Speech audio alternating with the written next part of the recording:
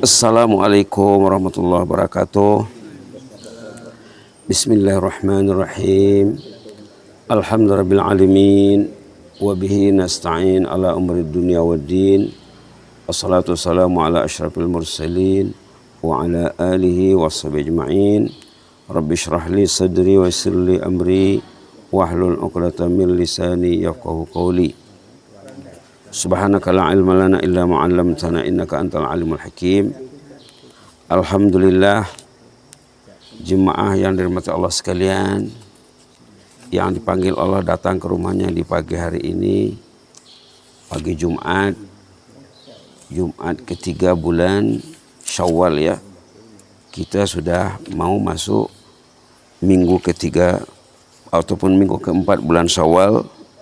Bagi yang belum selesai puasa 6, mungkin masih ada peluang ya, masih ada kesempatan untuk meraih puasa 6 insyaallah.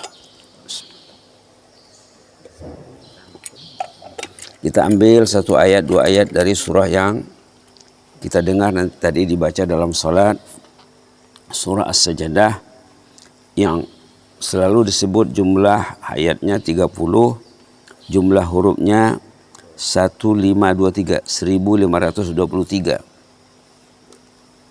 Orang yang baca Quran akan dinilai per huruf.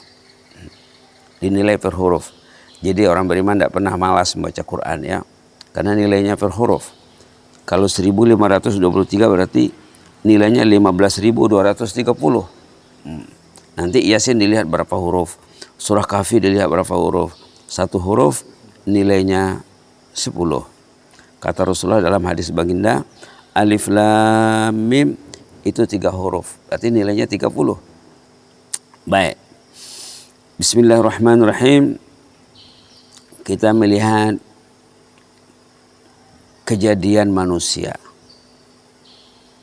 agar kita mengenal diri kita. Kejadian manusia di sini disorot dari ayat 7, 8 dan 9. Kita perlu melihat, memikirkan kejadian kita. Kejadian manusia pertama disebut dalam ayat 7, allazi ahsana kulla syai'in khalaqah wa bada'a khalqal insani min tin. Semua ciptaan Allah ini baik, rapi, kemas. Lihatlah gunung Pasaman, lihatlah langit, lihatlah bumi, lihatlah bulan, bintang, matahari, lihatlah sungai. Semuanya kemasnya rapi, tidak ada yang cacat. Kemudian disebutnya di sini wa bada'a khalqal insani min tin. Manusia pertama dibuat dari tanah. Kita tahu semuanya ya. Summa ja'ala naslahu min sulalatin min ma'in mahin. Kemudian keturunan Adam dibuat daripada air, ma'in mahin, air sperma. Air ini diproses di dalam rahim. Dalam proses kejadian manusia, thumma sawwahu, disempurnakan Allah kejadian manusia dalam rahim ibunya, wa nafakha fih, ditiupkan dalam rahim ibunya itu ruh, dikasih ruh. Kemudian kasihnya di sini dipasang as-sama, pendengaran, wal absar, penglihatan, wal afida, dan hati. Qalilan ma tashkurun. Jarang yang bersyukur orang tuh, jarang yang ingat kejadiannya. Sepatutnya diingat. Sebenarnya kita ingat kejadian kita dulu, kita tidak ada, lahirnya tanggal berapa, sekarang sudah berapa umurnya, berapa sudah perjalanan usia yang ditempuh. Nanti perjalanan usia itu akan dipertanggungjawabkan. Karena kita ini makhluk Allah, makhluk ciptaan Allah. Kita hidup di bumi ini bukan, tidak ada tugas. Manusia ini tugasnya di awal Baqarah sebagai khalifah. Kita ini petugas. Setiap orang ini khalifah. Khalifah itu ada tugasnya. Tugasnya mula-mula mengenal Allah, beribadah kepada Allah, dan memimpin keluarganya, memimpin istrinya, memimpin anaknya, memimpin orang yang di bawah tanggungannya. Itu tugas kita, memimpin orang kampung, memimpin jamaah, memimpin masyarakat, memimpin rakyat, dan memimpin umat. Setiap orang ini aset dalam umat. Setiap orang aset. Seorang yang berhasil, umat beruntung. Seorang yang tidak berhasil, umat rugi. Kalau dilihat secara keseluruhannya, kita ini umat Muhammad sallallahu alaihi wasallam. Jadi bila disebut di sini qalilan ma tashkurun, sedikit yang bersyukur, jadilah golongan yang sedikit. Nah, jangan cari mayoritas, carilah minoritas. Ada 10%, 10% itu dijaga. Ada 5%, 5% itu dijaga. Ada 3%, 3% itu dijaga. Yang jelasnya yang bersyukur itu tidak tinggi jumlahnya. Yang ingat kejadiannya, yang ingat dia dari mana, sedang di mana, dan hendak kemana. Yang ingat qalil, sedikit. Jadi mayoritasnya macam mana? Bismillah. Mayoritas tak ingat. Mayoritas manusia tidak ingat. Selalu lupa, selalu lengah, selalu lalai. Subhanallah. Jadi jangan jadi golongan yang lengah dan lalai. Kita dicela tentang sifat lalai banyak dalam Quran. Contohnya alhaqumut takatsur, itu kita jangan hidup lengah lalai. Alhaqumut takatsur, kamu itu kamu ini lengah dan lalai. Artinya jangan lalai. Jadi qalilan ma tashkurun, sedikit yang bersyukur. Bisa kita jadikan doa, Allahumma ja'alna minal qalil. Ya Allah, jadikanlah kami golongan yang sedikit ini. Lalu kita macam mana nak mensyukurkan nikmat? Nah, itu dalam surah yang dibaca di rakaat kedua tadi, surah Ad-Duha. Wa amma bi ni'mati rabbika fahaddits. Nikmat Allah itu selalu disebut. Selalu dibicarakan dengan istri, dengan anak. Kita duduk di rumah, alhamdulillah kita sehat. Terutama waktu makan ya, waktu duduk makan dengan keluarga. Alhamdulillah ada yang mau dimakan, selera makan pun stabil, yang enak terasa enak. Kalau seleranya tidak stabil, nanti yang enak tidak terasa enak. Alhamdulillah terasa enak. Setiap kali kita selesai makan, itu akan ditanya nanti, sesudah makan itu bikin apa? Setiap kali bangun tidur di pagi hari, nyenyak tidurnya, tidur 5 jam, 6 jam, ada yang 8 jam, puas tidurnya. Saat dia bangun tidur, dia terasa lega, terasa sehat, terasa puas. Itu akan ditanya nanti. Itu maka kita dianjurkan membaca doa bangun tidur, alhamdulillah, alhamdulillah ahyana ba'da ma amatana wa ilaihin nusyur. Ini nikmat tidur ya. Wa amma bi ni'mati rabbika fahaddits. Nikmat itu disebut-sebut. Jangan bangun tidur lupa Allah, mau tidur lupa Allah, mau makan setelah makan lupa Allah. Ini yang tidak bersyukur. Qalilan ma tashkurun, sedikit yang bersyukur. Yang tak bersyukur serba lupa. Mau tidur tidak ingat Allah, mau tidur jam berapa, mau bangun jam berapa, bangun tidur bikin apa nanti. Ini malam Jumat, tadi malam Jumat ya. Sepatutnya semuanya di-plan, direncanakan. Saya mau tidur jam berapa? Mau tidur jam 10. Mau bangun jam berapa? Mau bangun jam 4. 11, 12, 1, 2, 3, 4. Sudah 6 jam. Bagi usia kita ini 6 jam itu sudah cukup banyak. 6 jam dia tidur dengan niat bangun tidur dia akan sholat tahajud, ini malam Jumat, dengan niat dia membaca Quran 1 halaman 2 halaman, dengan niat beristighfar di waktu sahur. Ini agenda muslim ya, agenda harian muslim, beristighfar sebelum ke masjid. Diniatkannya semuanya dengan niat bangun tidur dia akan ke masjid, akan menyahut panggilan azan, akan berdoa sesudah azan. Menjawab azan itu perlu, berdoa sesudah azan itu perlu. Itu kalau bisa diusahakan jangan sampai kita tidak mendengar azan, jangan sampai tidak berdoa sesudah azan. Karena doa sesudah azan itu melayakkan orang itu mendapat syafaat Nabi sallallahu alaihi wasallam. Nah, jadi semuanya nikmat Allah. Bangunnya nikmat,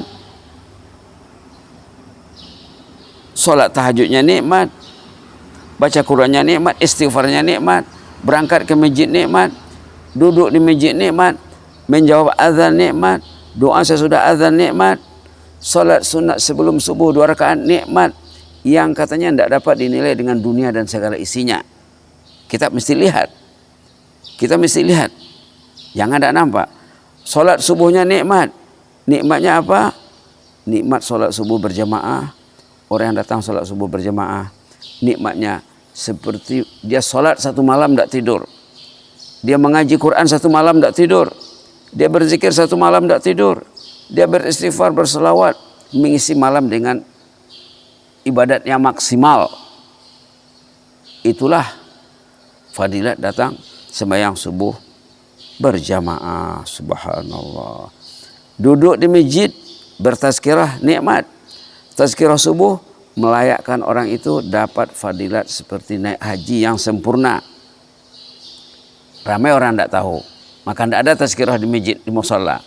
Kalau tidak ada tazkirah di masjid, di musalla, subuh hari sesudah subuh hilang 1 haji 1 hari, hilang 1 haji 1 hari. Ini nikmat. Datang sembahyang subuh berjamaah, ada bonus hajinya, 1 bonus, 1 haji. Jadi dengan tazkirah subuh, dengan sholat subuh berjamaah, 2 bonus haji 1 hari. Alhamdulillah. Sembahyang zuhur juga, asar, maghrib, isya juga ada bonus hajinya. Setiap sholat fardu berjamaah dengan catatan, dengan syarat dalam hadis disebut beruduk dari rumah. Keluar dari rumah dalam keadaan suci bersih. Inilah qalilan ma tashkurun, sedikit yang bersyukur. Kenapa dia tidak bersyukur? Mungkin dia tidak tahu. Kebanyakan manusia tidak tahu.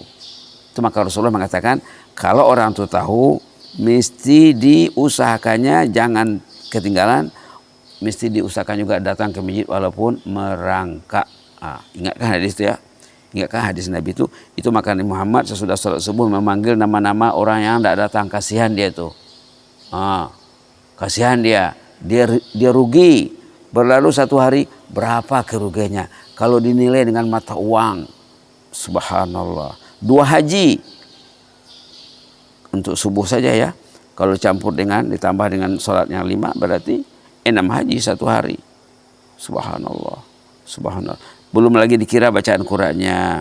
Itu maka dalam surah Ad-Duha itu, wa amma bi ni'mati rabbika fahaddis.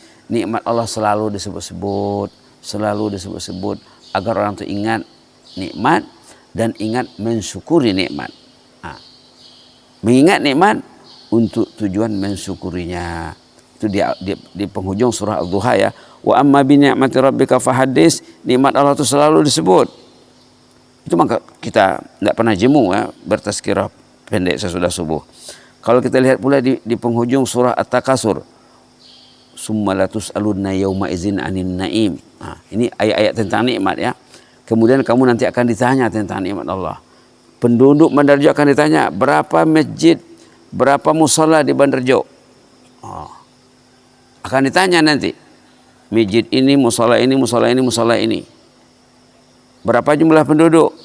Berapa penduduk yang mendengar dan menyaut azan, yang mendatangi rumah Allah tepat pada waktunya. Summa latus'alunna yauma idzin 'anin na'im. Kamu akan ditanya tentang nikmat Allah. Jadi surah Duha menyuruh kita berbicara tentang nikmat.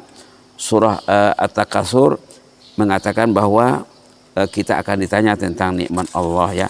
At-Takasur ini ayat terakhir, ayat 8. Surah Duha ayat terakhir juga ayat 11. Dikaitkan dengan surah apa tadi? Surah As-Sajdah, qalilan ma tashkurun, sedikit yang bersyukur. Jadi kita perlu memikirkan nikmat ini. Nikmat ini disebut dalam surah ini, dalam surah ini, dalam surah ini. Kalau kita tidak bicarakan, kita lupa. Lalu nanti mungkin kita terlepas nikmat, tidak merebut nikmat. Nanti akan ditanya ya. Dalam surah Ibrahim pula dikatakan, la in syakartum la azidannakum. Kalau kamu mensyukuri nikmat Allah, nikmat itu akan ditambahnya. Orang yang datang sholat subuh pasti lebih sehat daripada yang datang sembahyang subuh. Orang yang mau datang sholat subuh di rumah Allah pasti lebih sehat dari orang yang tidak datang. Orang yang mau pegang Quran, baca Quran pasti lebih sehat daripada yang tidak baca Quran. Kalau ingin sehat, perhatikanlah panggilan azan, perhatikanlah kalamullah, selalulah berinteraksi dengan kalamullah, dengan zikrullah, jangan buang masa. Kalau kita membuang masa, membuang usia, berarti kita rugi, berarti kita tidak mensyukurkan nikmat. Orang yang tidak bersyukur tergolong orang yang kufur. Dalam Islam ada dua saja, ada la in syakartum la azidannakum. Kalau syukur itu akan ditambah nikmat, akan ditingkatkan mutunya, kualitasnya. Wala in kafartum, kalau tidak bersyukur dia kufur. Kufur itu apa? Inna azabi lasyadid. Kufur itu mengundang azab. Orang yang tidak datang ke masjid itu mengundang azab sebenarnya. Dalam 2 minggu lalu kan ada disebut ada 3 faktor mencegah azab, mencegah gempa. Ingat kemarin itu ya ada 3. Pertama, mengimarah ke rumah Allah. Yang kedua, saling mencintai, menabur kasih sayang, membuang kedengkian, membuang permusuhan. Nah, yang ketiga, orang yang banyak beristighfar di waktu sahur. 3 faktor. Jadi kalau kita mensyukuri nikmat itu bertambah, usia kita semakin berkat. Orang yang datang sholat subuh hari ini contohnya, nanti kalau dia sholat zuhur, nilai sholatnya lain dengan orang yang tidak datang sholat. Kalau dia datang sholat 5 waktu sehari semalam, insya Allah nilai sholatnya tidak sama dengan orang yang tidak datang. Karena setiap kali datang ke masjid itu menaikkan derajat, menghapuskan dosa, mencatatkan 1 poin pahala. Setiap langkah 3, langkah pergi, langkah pulang. Dihitung. Subhanallah. Setiap langkah 3. Dinaikkan derajatnya, dihapuskan dosanya, dicatatkan 1 pahala, 3 in 1. Maka tidak pernah kita malas sepatutnya ya. Jadi perkara seperti ini selalu difikirkan, selalu disebut untuk disyukuri, untuk mengingatkan orang lain juga. Itu maka orang dulu kalau ada sahabatnya yang tidak datang ke masjid, saya sudah sholat, dia akan pergi ke rumahnya. Pak, Bapak sholat di mana tadi? Orang dulu siap untuk didatangi rumahnya, untuk diingatkan. Kalau orang itu tidak siap untuk diingatkan, berarti orang itu sudah bermasalah besar dengan Allah. Kalau malas, kalau marah diingatkan, itu imannya sudah rusak. Perlu rawatan intensif lagi. Perlu dikasih motivasi, perlu berbincang baik dengan dia. Sepatutnya ad-dinu an-nasihah. Agama ini saling menasihatkan. Bila nasihat tidak ada, agama akan hilang. Kalau orang itu tidak mau ditegur, agama itu akan hapus, akan pupus, akan lenyap, akan sirna. Jadi begitulah ya. Jadi renungan kita dari ayat 9 surah Sajadah yang menyuruh kita mensyukuri kejadian kita ini. Dalam ayat sesudahnya nanti disebut bahwa tiba saatnya orang itu akan mati. Kita jangan bicara dulu ya. Tapi ada ayat sesudahnya katanya, ayat sesudahnya ayat nomor 11 menyatakan orang itu akan mati. Ayat 12-13, sesalan orang yang tidak beramal soleh di dunia, nanti dia di akhirat nanti menyesal, ingin balik ke dunia. Itu ayat berapa tadi? Ayat 12 dan 13 sampai 14. Sesalan orang yang lengah dan lalai di dunia, nanti dari kemudian minta nak balik ke dunia. Yang tak datang sholat, ya Allah, kami ingin balik ke Bandarjo, kami ingin menghadiri sholat berjamaah, memenuhi panggilan azan. Itu dalam ayat sesudahnya. Ada lagi ayat dalam surah Al-Mu'minun, sesalan orang akan meninggal. Sesalan ini banyak. Sesalan nak meninggal, orang yang lengah, lalai hidupnya, masa nak meninggal, ya Allah jangan dulu ya Allah. Itu surah Mu'minun. Jangan dulu ya Allah. Saya ingin meninggal, di hari saya meninggal, sembahyang berjamaah saya penuh. Tidak masbuk, dan saya mendengar azan dan menjawab azan. Orang yang tidak mendengar azan itu nanti menyesal di sana. Dilihat orang yang selalu azan, selalu mendengar azan, selalu berdoa sesudah azan, disyafaatkan oleh Rasulullah SAW. Hadis sahih. Memang ada juga hadis tentang salawat Nabi. Salawat itu melayakkan syafaat. Tapi kalau dia tidak datang salat berjamaah, barangkali salawatnya itu bermasalah. Banyak salawat tapi tidak datang ke masjid. Salawatnya tanda tanya nanti. Kenapa kamu salawat saja? Kenapa tidak ke masjid? Rasulullah tak pernah tinggal sembahyang berjamaah. Orang yang tak datang diingatkan, ditanya, hilang, dicari, anyuik dipintih. Jadi begitulah ya. Mudah-mudahan bermanfaat. Semakin kita cinta ke masjid, cinta sholat berjamaah, mencintai ilmu, mencintai majelis ilmu. Mudah-mudahan kita saling mencintai, saling mengingatkan. Mudah-mudahan kita tergolong umat yang dipilih oleh Allah, dipilih oleh Rasulullah SAW. Jazakumullah khairan. Allahumma zidna wa la tanqusna, wa akrimna wa la tuhinna, wa atina wa la tahrimna, wa athirna wa la tu'sir alaina, wa adina wa rada'na yahya qayyum rahmatika nastaghis. Aslih lana sya'nana kullahu wa la takilna ila anfusina tarfata 'ain. Allahumma inna ala dzikrika wa syukrika wa husni ibadatik. Allahumma ja'alna li na'maika minasy syakirin. Allahumma ja'alna li na'maika minasy syakirin.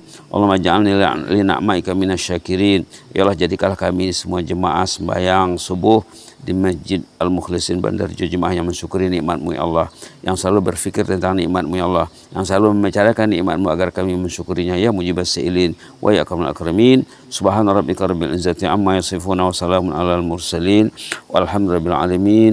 Wassalamualaikum warahmatullahi wabarakatuh.